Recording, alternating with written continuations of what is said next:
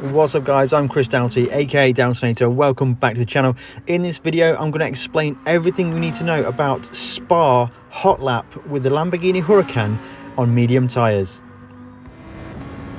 Let's get straight into this one. So coming off the back of one hot lap already, you can drive the last chicane to give you a good speed boost over the line. We don't really bother with that. We're just really interested in just getting the rhythm going, getting the hot lap going, but you can gain speed across the line if you really want that final 1,000th of a second. My first braking point, my first braking reference is at the 100 board.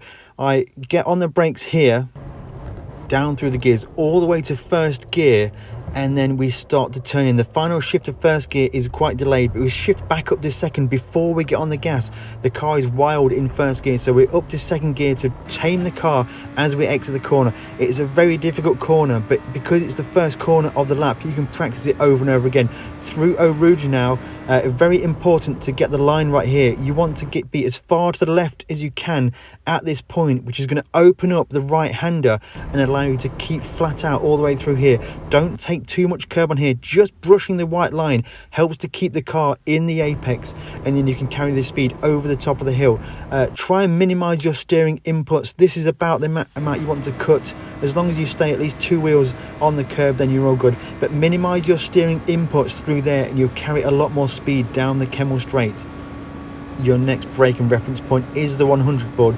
You'll be hard on the brakes and down to third gear. This is where I start to just get on the brakes. It is before the curb, all the way down through the gears to third gear. As you flow through here, balance the car on the throttle. When you shift your weight transfer from right to left, the car will want to over rotate, so just be balancing the throttle just to stabilize the car. Try and keep the car to the left as much as you can, and then you can carry as much speed as you can through this right hander. Just brushing the curb here helps to get the car to rotate and will stop you from running too far wide. You can go quite high on this curb, as you can see from the ghost ahead, but we keep it roughly in check. The braking point here is just before the curb. You want to be on the brakes here, downshifting very slowly to second gear, and the car will want to rotate. There'll be a point where you want to get back onto the throttle. Around about now you start to get on the throttle and exit the corner. We do get a bit of a slide, but we do catch that nicely. This next corner you don't downshift, it's just on the brakes smoothly into the apex. Again, just brushing this curb like we've done here helps to rotate the car and make sure you don't run too wide on corner exit. You can run wide quite easily there. Into Blanchimont, this is probably one of the most difficult corners on the track.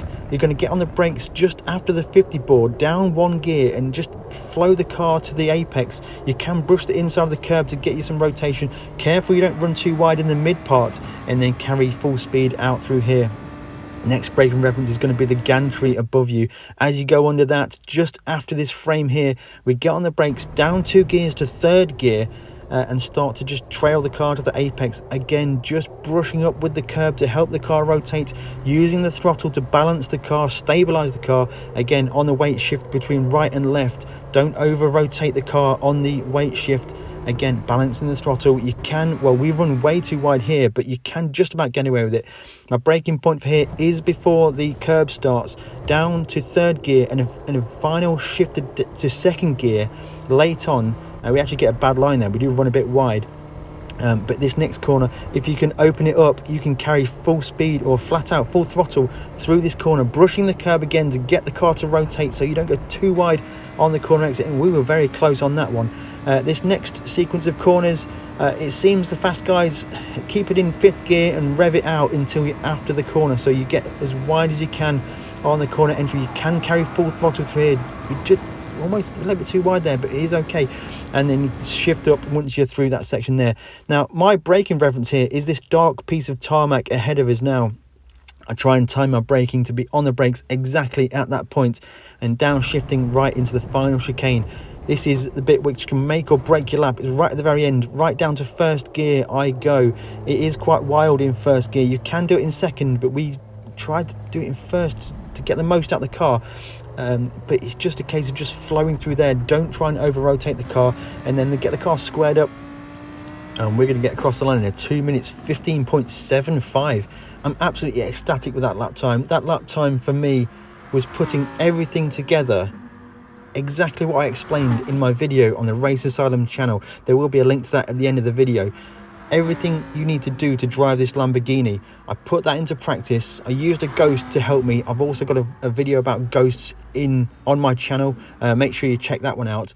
And at the time, I think it was like 37th in EMEA. Absolutely fantastic for me. Let me know in the comments below how you're getting on with the Lamborghini Huracan this week. It does seem to be the fastest car for Daily Race B this week, but are you trying any other cars? Let me know in the comments below. If you have enjoyed this video, hit that like button, consider subscribing if you haven't already. Also check out the Race Asylum YouTube channel. The link to that will be on screen right now, and certainly check out the link on screen right now for the video that I made for the Race Asylum YouTube channel, which shows you exactly the details of how to drive the Lamborghini Huracan.